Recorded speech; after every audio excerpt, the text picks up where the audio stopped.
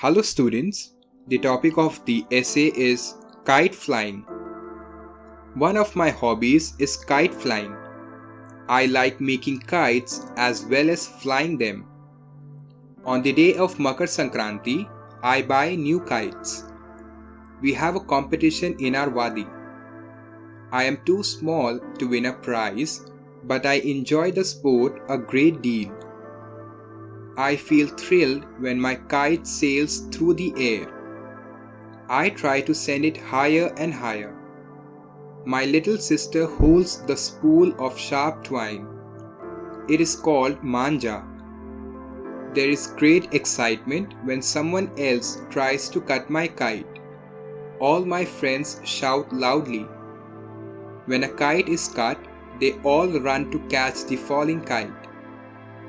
On the evening of Makar Sankranti, boys fly kites with colored lanterns attached to them. These look very beautiful. I eagerly await the kite flying season every year.